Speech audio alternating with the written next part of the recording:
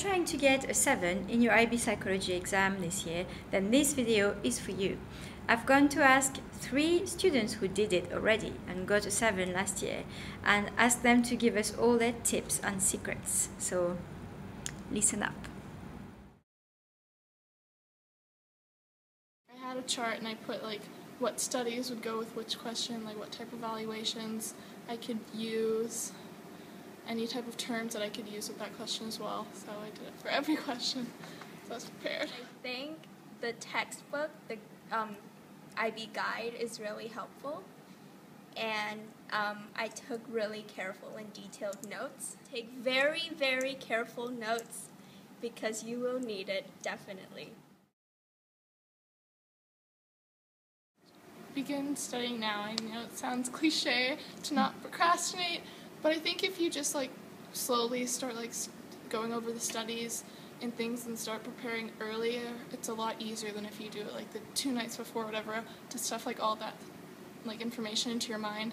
It's better if you like start slowly and you can go bit by bit, and then you'll really have it in your mind by the time you get to the exam. So when April came along, I started studying right then, and then during the Songkran week I really put all my time and effort into studying the psychology material.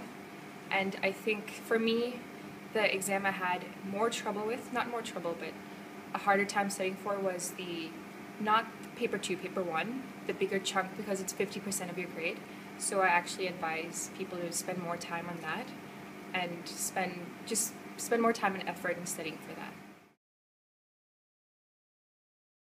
I always try to make connections and take the shortcuts because there's a lot of things to learn in IB and you have to memorize. And if you don't know the shortcuts, then it takes a lot more effort to know the studies, know the dates, and you can end up cramming for exams and stressing out and doing not good on the exam. So I try to find studies that I can use for multiple, like the cognitive level and both the biology level and sort of things like that. And so I think that's the best way to get a 7.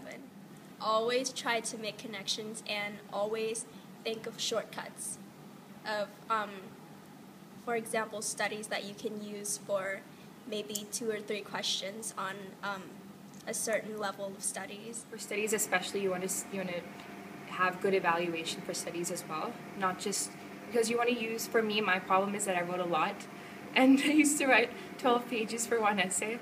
So I recommend that instead of using studies to answer, I mean, you're supposed to use the studies to answer your question, but you also have to evaluate it very well about why are you talking about this study, what is the purpose for it, basically.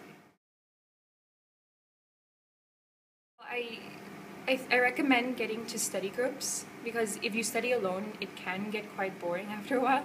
You're just looking at the same piece of paper again and again, and I think it's better if you do revise with someone, just person to person.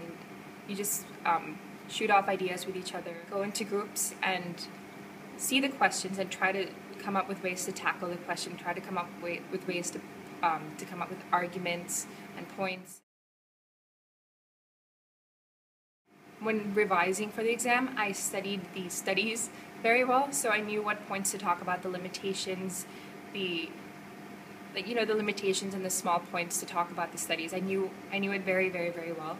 So instead of trying to study, when you study for questions, study the experiments, the different studies as well, and know it very, very well, because when you go into the exam, you're going to panic. I panicked quite a bit, and you don't want to spend a lot of time just thinking, how do I evaluate this?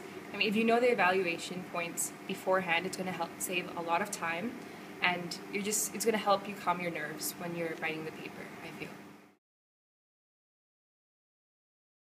What I did when I went to the exam, I just saw the question and I just knew what I was going to say. I knew what study. First I did an outline. I knew what study to talk about. The timing was not bad. I actually had some extra time in the end. And another thing I would say is make sure you have about 10 to 15 minutes in the end, if possible, to check and revise your answers.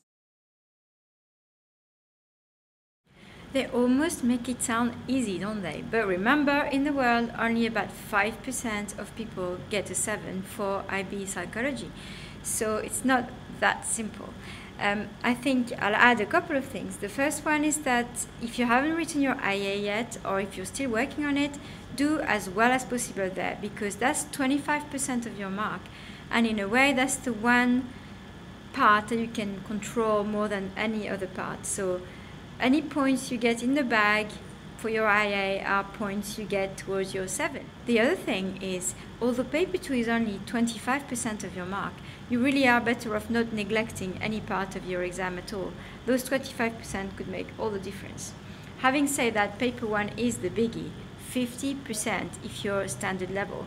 That's a lot of marks. So make sure you review that one very well, and that means reviewing all the 8-mark questions ever, because you will not have a choice there, and reviewing at least 2 of the levels very well for the 22-mark questions. You can kind of skip one level, and for paper 2 you often can skip a few things as well, but be very careful, don't skip too much, only what is strategically acceptable according to your teacher. Good luck.